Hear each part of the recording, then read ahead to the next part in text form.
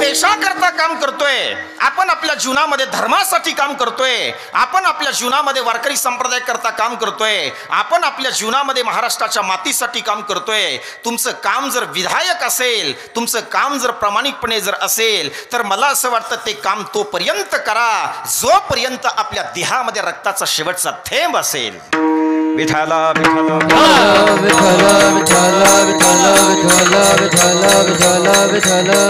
मला असं वाटतं सज्जन माणसाचं महत्व समाजापर्यंत जाण्याकरता, वाक्य पुन्हा एकदा ऐका, सज्जन माणसाचं महत्व समाजापर्यंत जाण्याकरता सज्जन माणसाच्या जीवनामध्ये दुर्जन माणूस अत्यंत महत्वाचा आहे.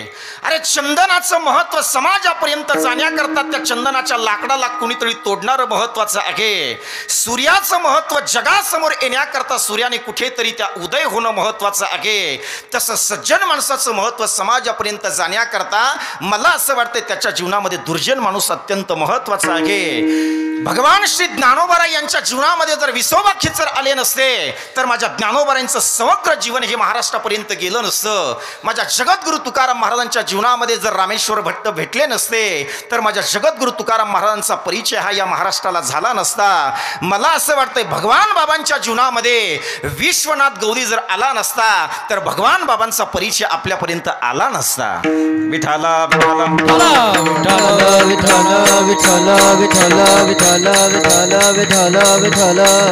म्हणून माझ्या कीर्तनातलं वाक्य मी या ठिकाणी बोलेल.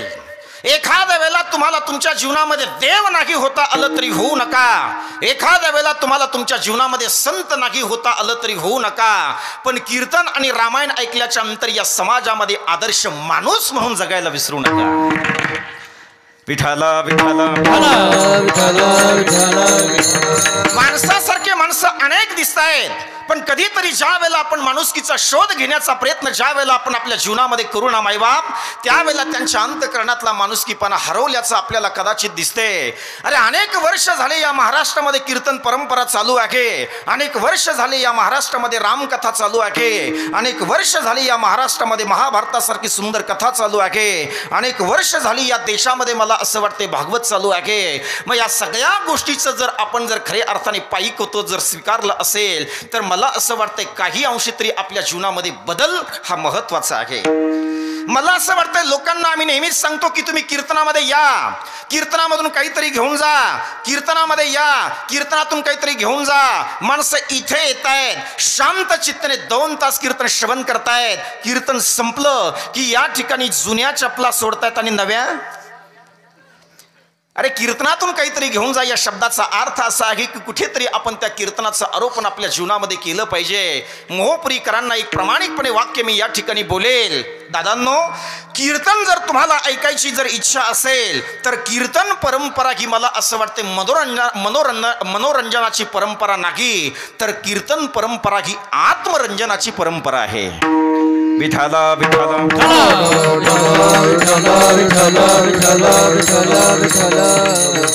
भगवान बाबांनी जे कीर्तन केलंय ते मला असं वाटतंय मनोरंजनाकरता केलं नाही. महंत भीमसिंह महाराजांनी जे कीर्तन केलंय मला असं वाटतं ते मनोरंजनाकरता केलं नाही, तर समाजाचा कुठेतरी उद्धार व्हावा ही पवित्र भावना घेऊन भगवान बाबांनी गावोगावी जाऊन कीर्तन केलीत. महंत भीमसिंह महाराजांनी कीर्तन केलीत. काय भावना आहे दादा त्यांची? वाढावया सुख भक्ती भाव धर्म कुलाचार नाम विठोबाचे.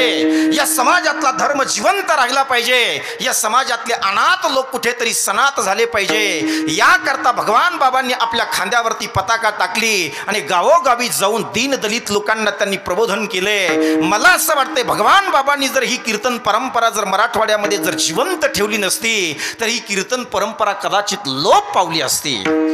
या महाराष्ट्रामध्ये आणि मराठवाड्यामध्ये कीर्तन परंपरा जिवंत ठेवण्याचं ज्वलंत काम जर कुणी केलं असेल तर राष्ट्रसंत भगवान बाबांनी केले. आणि मला असं वाटतं राष्ट्रसंत भगवान बाबांनी कीर्तन जिवंत ठेवण्याचं काम केलंय. आणि हिंदवी स्वराज्याचे संस्थापक छत्रपती शिवाजी महाराज यांनी त्यांच्या जीवनामध्ये मंदिरातला देव जिवंत ठेवण्याचं काम केलंय.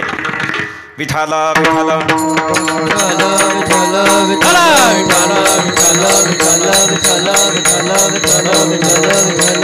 म्हणून संतांच्या संतांच्या जीवनामध्ये आरोप होत असतात, संतांच्या जीवनामध्ये विरोध होत असतो, पण त्या विरोधाला बळी पडून मला असं वाटतंय संत कधी थांबले नाहीत. भगवान बाबांचं जीवन या ठिकाणी मला सांगायचंय आपल्याला.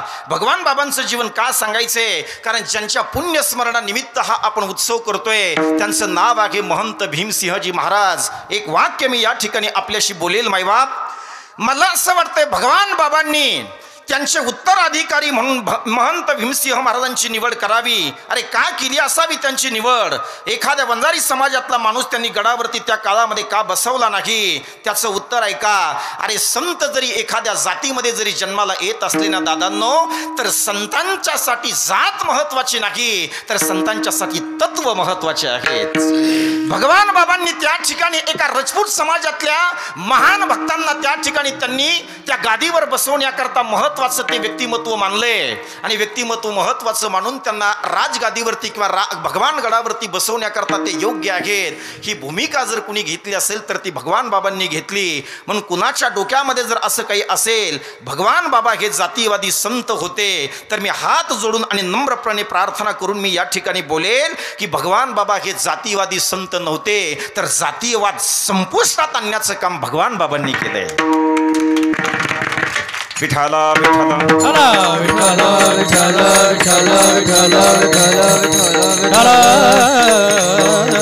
भगवान बाबांची परंपरा सांगतो तुमच्या लक्षामध्ये असावी याकरता बोलतो. तुम्हाला माहिती आहे तुम्ही सुज्ञ आहात, पण तरी सुद्धा मला या ठिकाणी ती परंपरा सांगितल्याशिवाय माझं कीर्तन आज पूर्ण होणार नाही.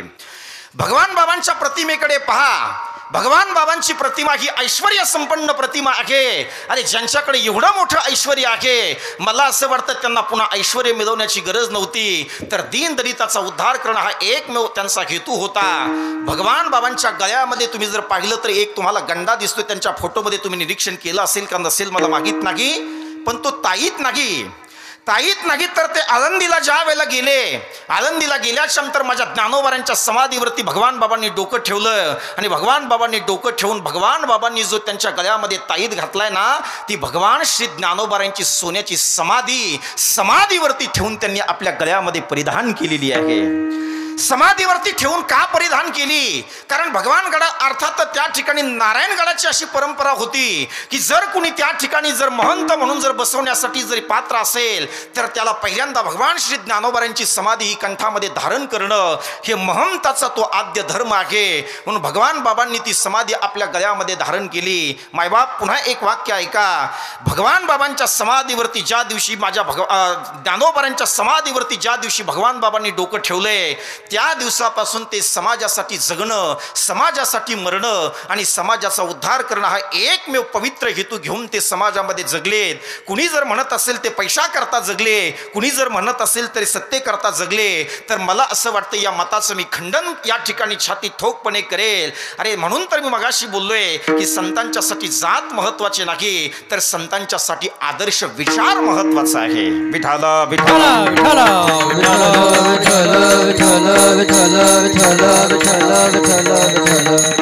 फार विस्तृत परंपरा सांगत नाही. नगद नारायणगडाच्या अर्थात जुना जो नारायणगड होता त्या नारायणगडाचे जुने जे महंत होते त्या महंताचं नाव आहे माणिक बाबा.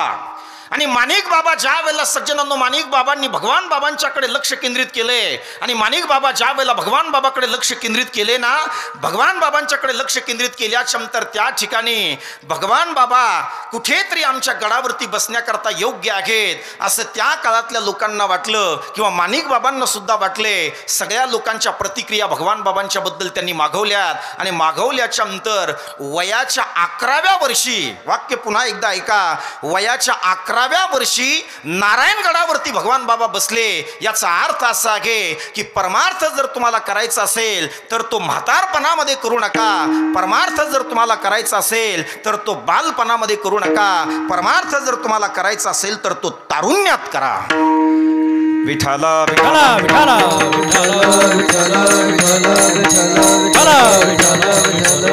वयाच्या 11व्या वर्षी ज्या वेळेला ते त्या ठिकाणी नारायणगडावरती बसले आणि नारायणगडावर बसल्याच्या नंतर वयाचे 11 ते वयाचे 53 वर्षापर्यंत ते त्या ठिकाणी गडावरती होते आणि त्या गादीचं ते त्या ठिकाणी नेतृत्व करत होते. पण नेतृत्व करत असताना काय झाले, नवगण राजुरी म्हणून एक गाव आहे. नवगण राजुरीमध्ये एक विश्वनाथ नावाचा गौरी अर्थात तो पहिलवान होता आणि पहिलवान असल्या कारणाने भगवान बाबा सुद्धा पहिलवान होते. पूर्वी जे टांग्याने प्रवास करत होते, गावोगावी ज्या वेळेला ते कीर्तन करण्याकरता जायचे त्यावेळेला व्यायाम करण्याकरता त्यांच्या टांग्यामध्ये दगड असायचे आणि ते अर्थात व्यायाम करत होते, ते पहिलवान होते. विश्वनाथ गौरींनी त्या ठिकाणी कमेंट के अर्थात त्यांना आव्हान केलं. भगवान बाबाला सांगितलं की तुम्हाला आता माझ्यासोबत कुस्ती करावी लागेल. त्यावेळेला भगवान बाबा सांगतात, अरे आम्ही साधे वारकरी आहोत, धर्माचा प्रचार करणारे आहेत, खांद्यावरती पताका घेऊन आम्ही वारी करणारी माणसं आहोत, आम्हाला तुझ्यासोबत कुस्ती करता येणार नाही. पण नाविलाज झाला, त्याने आव्हान केल्याबरोबर भगवान बाबा त्या ठिकाणी त्या अर्थातच त्या पहिलवान त्या ठिकाणी त्या सज्जनांनो एक आखाडा भरला होता. त्या आखाड्यामध्ये माझे भगवान बाबा त्या ठिकाणी कुस्ती करण्याकरता ज्या वेळेला त्याच्यासोबत 2 हात केले, त्यावेळेला एकदा नाही, दोनदा नाही, तर 3दा ज्या वेळेला विश्वनाथ गौरीला पाडलं, त्यावेळेला त्याच दिवशी त्या विश्वनाथ गौरीने मनामध्ये पक्क केले की भगवान बाबाला आता नारायणगडावर राहू द्यायचं नाही. विठाला विठाला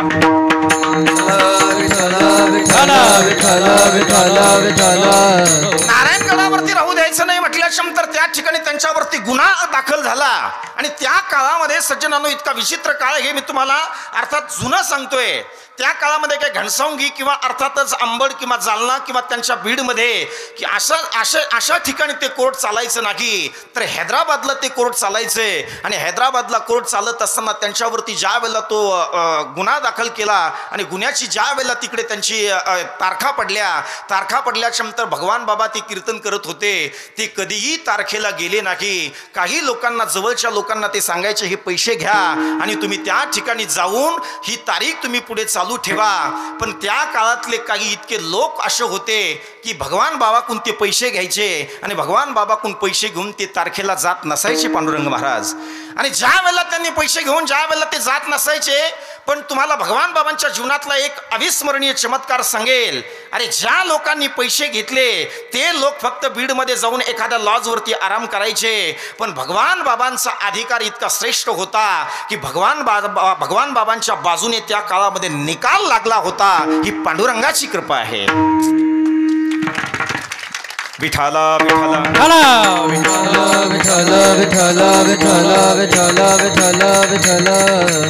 पण तरी सुद्धा काही लोकांना सहन झालं नाही. काही लोकांना ज्या वेळेला सहन झालं नाही त्यावेळेला बीड जिल्ह्यामध्ये एक पाटोदा नावाचं गाव आहे आणि त्या गावामध्ये 600 एकर जमीन असणारा एक पाटील होता. त्या पाटलाने एकदा काय केलंय की भगवान बाबांच्या त्या ठिकाणी त्यांच्या आसनावरती चोरी आणि बांगडी नेऊन ठेवली. आणि चोरी आणि बांगडी नेऊन ठेवल्याच्या नंतर सज्जनांनो माझे भगवान बाबांच्या डोळ्यामध्ये पाणी आले. अरे मी जर समाजासाठी पवित्र काम करत असेल, मी जर या ऊसतोड कामगारांच्यासाठी जर पवित्र जर आणि श्रेष्ठ जर काम करत असेल आणि अशा अभद्र आरोप जर माझ्यावरती होत असेल ना, तर भगवान बाबा की स्वाभिमानी होते. भगवान बाबाला ते सहन झालं नाही. भगवान बाबा महाराष्ट्रातले पहिले संत असे आहेत, महाराष्ट्रातले म्हणण्यापेक्षा देशातल्या इतिहासातले असे पहिले संत आहेत की ज्या वेळेला भगवान बाबांच्यावरती घाणेरडा आरोप झाला त्यावेळेला भगवान बाबा गडाच्या खाली उतरले आणि त्यांनी आपलं स्वतःचं अंग कापून टाकलं. मला असं वाटतंय महाराष्ट्रातल्या इतिहासातला हा पहिले संत आहेत.